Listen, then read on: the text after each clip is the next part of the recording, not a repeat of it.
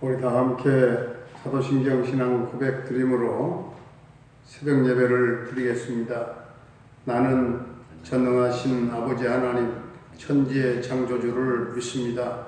나는 그의 유일하신 아들 우리 주 예수 그리스도를 믿습니다.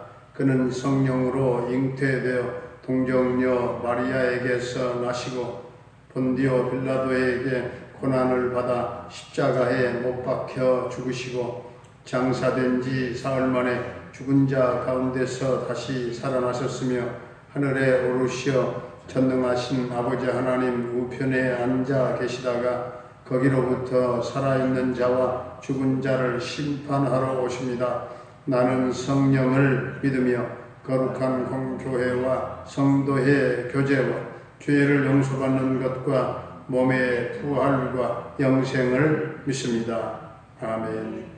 546장 찬송 드리겠습니다.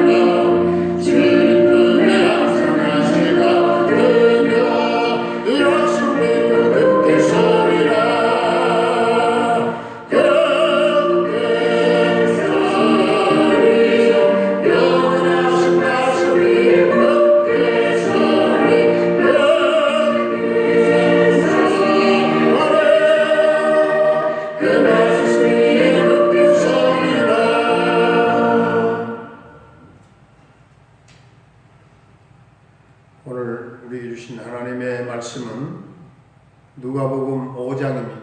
누가복음 5장.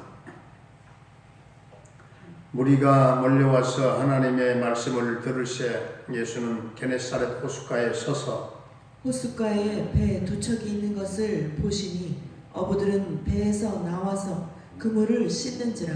예수께서 한 배에 오르시니 그 배는 시몬의 배라. 육지에서 조금 떼기를 청하시고 앉으사 배에서 무리를 가르치시더니 말씀을 마치시고 시몬에게 이르시되 깊은 데로 가서 그물을 내려 고기를 잡으라. 시몬이 대답하여 이르되 선생님 우리들이 밤이 새도록 수고하였으되 잡은 것이 없지만은 말씀에 의지하여 내가 그물을 내리리이다 하고 그렇게 하니 고기를 잡은 것이 심히 많아 그물이 찢어지는지라. 이에 다른 배에 있는 동무들에게 손짓하여 와서 도와달라 하니 그들이 와서 두 배의 체험에 잠기게 되었더라. 시몬 베드로가 이를 보고 예수의 무릎 아래에 엎드려 이르되 주여 나를 떠나소서 나는 죄인이로소이다 하니 이는 자기 및 자기와 함께 있는 모든 사람이 고기 잡힌 것으로 말미암아 놀라고 세베대의 아들로서 시몬의 동업자인 야고보와 요한도 놀랐습니다. 예수께서 시몬에게 이르시되 무서워하지 말라 이제 후로는 내가 사람을 취하리라 하시니 그들이 베드로를 육지에 대고 모든 것을 버려두고 예수를 따르니라. 예수께서 한 동네에 계실 때에 온 몸에 나병 들린 사람이 있어 예수를 보고 엎드려 구하여 이르되 주여 원하시면 나를 깨끗하게 하실 수 있나이다 하니 예수께서 손을 내밀어 그에게 대신에 이르시되 내가 원하노니 깨끗함을 받으라 하신데 나병이 곧 떠나니라. 예수께서 그를 경고하시되 아무에게도 이르지 말고 가서 제사장에게 내 몸을 보이고 또 내가 깨끗하게 됨으로 인하여 모세가 명한 대로 예물을 드려 그들에게 입증하라 하셨더니 예수의 소문이 더욱 퍼지며 수많은 무리가 말씀도 듣고 자기 병도 고침을 받고자 하여 모여오되 예수는 물러가서 한적한 곳에서 기도하시니라. 하루는 가르치실 때에 갈릴리의 각 마을과 유대와 예루살렘에서 온 바리새인과 율법 교사들이 앉았는데 병을 고치는 주의 능력이 예수와 함께 하더라.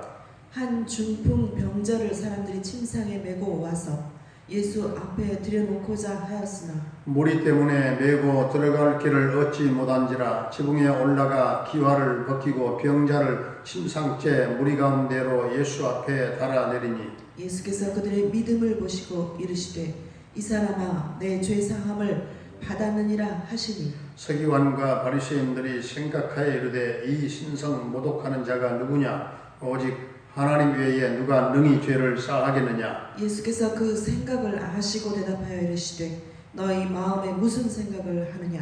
내 죄 사함을 받았느니라 하는 말과 일어나 걸어가라 하는 말이 어느 것이 쉽겠느냐. 그러나 인자가 땅에서 죄를 사하는 권세가 있는 줄을 너희로 알게 하리라 하시고 중풍 병자에게 말씀하시되 내가 내게 이르노니 일어나 내 침상을 가지고 집으로 가라 하시네. 그 사람이 그들 앞에서 곧 일어나 그 누웠던 것을 가지고 하나님께 영광을 돌리며 자기 집으로 돌아가니 모든 사람이 놀라 하나님께 영광을 돌리며 심히 두려워하여 이르되 오늘 우리가 놀라운 일을 보았다 하니라. 그 후에 예수께서 나가사 레이라 하는 세리가 세관에 앉아 있는 것을 보시고 나를 따르라 하시니 그가 모든 것을 버리고 일어나 따르니라. 레이가 예수를 위하여 자기 집에서 큰 잔치를 하니 세리와 다른 사람이 많이 함께 앉아 있는지라. 바리새인과 그들의 서기관들이 그 제자들을 비방하여 이르되 너희가 어찌하여 세리와 죄인과 함께 먹고 마시느냐. 예수께서 대답하여 이르시되 건강한 자에게는 의사가 쓸데없고 병든 자에게라야 쓸데있나니 내가 의인을 부르러 온 것이 아니요 죄인을 불러 회개시키러 왔노라. 그들이 예수께 말하되 요한의 제자는 자주 금식하며 기도하고 바리새인의 제자들도 또한 그리하되 당신의 제자들은 먹고 마시나이다. 예수께서 그들에게 이르시되 혼인집 손님들이 신랑과 함께 있을 때에 너희가 그 손님으로 금식하게 할 수 있느냐. 그러나 그 날에 이르러 그들이 신랑을 빼앗기리니 그 날에는 금식할 것이니라. 또 비유하여 이르시되 새 옷에서 한 조각을 찢어 낡은 옷에 붙이는 자가 없나니 만일 그렇게 하면 새 옷을 찢을 뿐이요 또 새 옷에서 찢은 조각이 낡은 것에 어울리지 아니하리라. 새 포도주를 낡은 가죽 부대에 넣는 자가 없나니 만일 그렇게 하면 새 포도주가 부대를 터뜨려 포도주가 쏟아지고 부대도 못 쓰게 되리라. 새 포도주는 새 부대에 넣어야 할 것이니라. 묵은 포도주를 마시고 새 것을 원하는 자가 없나니 이는 묵은 것이 좋다 함이니라. 아멘. 할렐루야. 살아계신 하나님 오늘 또 우리와 함께 하실 줄로 믿습니다. 이 게네사렛 호숫가에 배 두 척이 있었는데 예수님이 시몬의 배에 오르셔서 이제 가르치시고 말씀을 마치신 다음에 이제 시몬에게 깊은 데로 가서 그물을 던져라, 내려 고기를 잡으라 이렇게 말씀하셨어요. 그런데 시몬이 대답하기를 선생님, 우리들이 밤이 맞도록 밤새도록 수고하였지만 얻은 것이 잡은 것이 없었습니다. 이렇게 대답을 했습니다. 그렇지만 말씀에 의지하여 내가 내리리이다. 그물을 내리겠습니다. 이렇게 그물을 내렸더니 고기 잡은 것이 심이 많아가지고 그물이 찢어졌다. 이렇게 고백합니다. 그래서 다른 데에 있는 동무들에게 손짓해서 좀 와서 도와달라고 해가지고 그들이 2배 채움으로써 잠기게 되었더라. 이렇게 말씀합니다. 그때 시몬 베드로가 예수님의 무릎 앞에 무릎을 꿇고 엎드려서 주여 나를 떠나소서, 나는 죄인입니다. 나는 죄인이로소이다. 이렇게 고백했죠. 지금 베드로는 그물을 내리라고 하시는 주님의 말씀이 이치에도 안 맞고 논리에도 안 맞고 합리적이지도 않고 경험에도 저 수십 년 동안 고기 잡는 업으로서 경험에도 맞지 않는 그런 말씀이지만 그가 순종함으로써 행동에 옮겼다 말씀이죠. 사실 이것이 믿음이고 이것이 신앙입니다. 예수님의 말씀에 순종하면서 곁들여서 베드로가 한 말이 무엇일까요?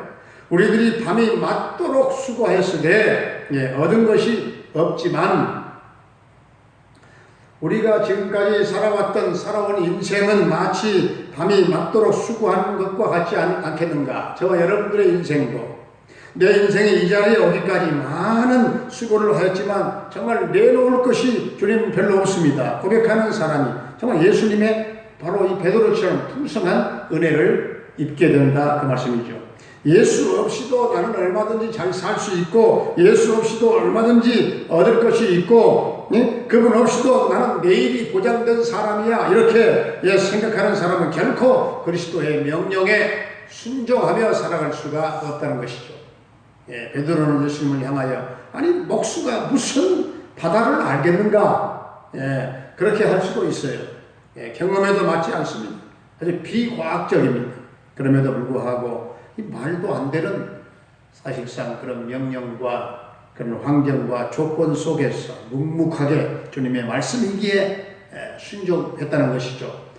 우리 성도님들이 주님 제가 말씀에 의지하여 지금 그물을 내립니다. 지금 우리 주님께서 바로 이런 순종을 저와 여러분들을 향해서 지금 기다리고 계시지 않겠습니까? 예수님이 누구십니까? 우리가 어디에 그물을 내려야 좋을지 전부 다 아시는 분이 우리 주님이셔요. 은혜 위에 은혜를 받고 축복 위에 축복을 받은 베드로가 주여 나를 떠나소서 나는 죄인입니다. 지금 베드로는 기뻐하고 지금 펄펄 뛰는 것이 아니라 두려워서 지금 떨고 있는 것입니다. 그리고 예수님의 발 앞에 무릎을 꿇었습니다. 그리고 엄청난 고백을 했죠. 주님 나를 떠나소서 나는 죄인입니다. 물속에 있는 정말 물고기들조차 마음대로 조종할 수 있는 그런 주권자, 그 하나님 앞에 서 있는 자신의 그 정체를 한없이 더러운, 그래서 맨정신을 가지고는 도저히 설 수 없는 그런 죄인이라고 하는 사실을 깨닫게 된 것입니다. 누가 예수 그리스도의 무릎 앞에, 예수 그리스도 앞에 무릎을 꿇을 수가 있겠습니까? 누가 그분을 나의 왕, 나의 주라고 부를 수가 있겠습니까? 전능자 앞에서 도저히 설 수 없는 죄인인 줄 아는 그 사람이 주여 나를 떠나소서 나는 죄인입니다. 고백하는 사람입니다. 예수님을 선생님으로 시작했던 베드로의 신앙이 예수님을 구주와 또한 주님으로 모시는 이 성숙한 신앙이 되었던 것이죠. 우리 예수님은 오늘 31절, 32절에서 말씀하십니다. 건강한 자에게는 의원이 쓸데없고 병든 자에게라야 쓸데가 있나니 내가 의인을 부르러 온 것이 아니요 죄인을 불러 회개시키러 왔노라. 예수님은 죄인을 부르기 위해 오셨다는 것이죠. 13절부터 오늘 16절까지 보게 되면 나병 환자와 병자들을 고치신 주님이 나옵니다. 16절에 예수님은 한적한 곳에 가셔서 예수님은 기도하셨습니다. 그리고 17절부터 뒤에 26절까지 중풍병자에 관한 기사가 나옵니다. 중풍병자는 다른 사람의 도움을 받아서 예수님 앞에 나왔는데 여기서도 가장 중요한 것은 그 핵심 포인트는 믿음입니다. 믿음을 강조하고 있는 거죠. 20절에 그들의 믿음을 보시고 죄 사함을 받았다 선언하십니다. 예수님은 중풍병자를 데리고 온 네 사람의 그 믿음을 보셨습니다. 지붕을 뚫고 내려올 정도의 그 열정과 그 믿음을 보셨습니다. 주변에서 믿음으로 돕는 성도들의 믿음을 주님께서 보고 계신다. 주변에서 협력하고 믿음으로 도와주는 자들의 그 신앙의 중심을 주님께서 보고 계신다. 그 말씀이죠. 물론 주님께서는 중풍병자의 그 믿음도 보셨어요. 그래서 33절부터 보게 되면 예수님께서는 사람들로 잔치하게 하기 위해서 오셨어요. 예수님께서는 자신을 신랑으로 그분을 쫓는 유대인 제자들을 혼인집 손님으로 비유하시죠. 성경은 예수님 믿고 구원받은 사람과 그들의 모임인 교회를 신부로 비유하고 있습니다. 혼인집 손님들이 신랑과 함께 있을 때 금식을 해야 됩니까? 그리스도인이 신랑 대신 주님과 함께 있을 때 금식을 해야 되느냐? 아닙니다. 그렇다면 금식하게 된다고 하면 신랑을 빼앗길 때는 어떻게 해야 되느냐? 요한복음 16장 16절을 보게 되면은 조금 있으면 너희가 나를 보지 못하겠고 또 조금 있으면 나를 보리라. 예수님께서 말씀하셨는데 그러니까 주님께서 성령님으로 우리와 함께 계심으로 기뻐하고 잔치할 때는 슬퍼하며 금식할 때가 아니라 그 말씀이죠.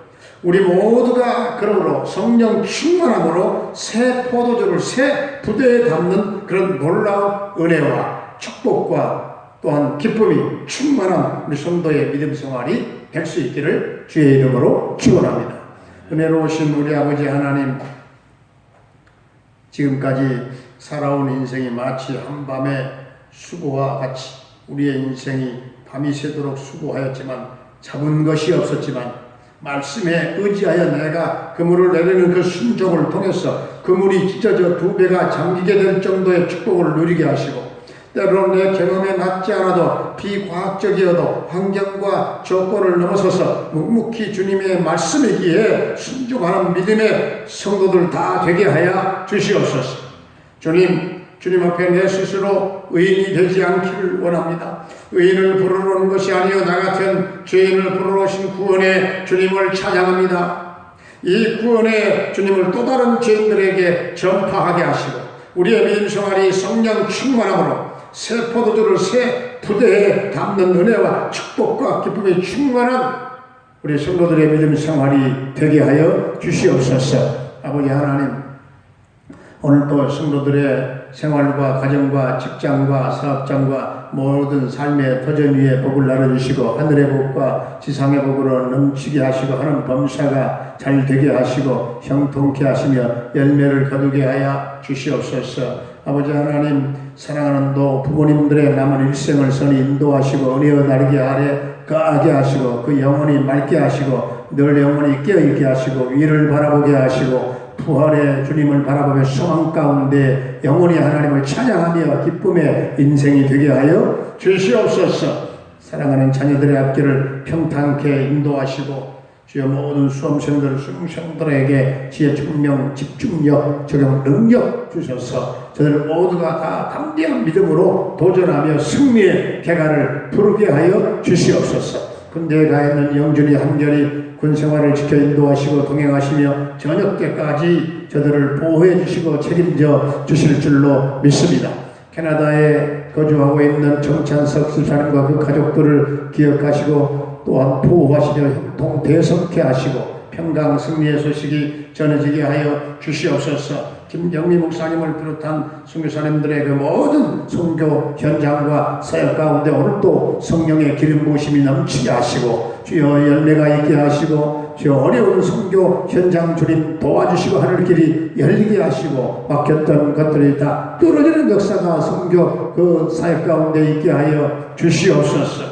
병나는 말미암아 고통 겪고 있는 살아가는 성도들을 주님 치유하시고 병 낫게 하시고 주여 온전케 하여 주시옵소서. 우리 성도들의 생활의 터전인 경동시장의 일부분이 아버지 하나님 지금 우리 박영순 성도님의 그 삶 현장의 부분이 불이 나가지고 있는데 하나님 불이 빨리 제압되게 하시고 진화되게 하시고 지역의 모든 삶의 터전과 현장에 어려움이 없도록 주님 다 수습되게 하시고 완전 그 주변이 다 정상적으로 돌아가도록 주님 역사하여 주시옵소서.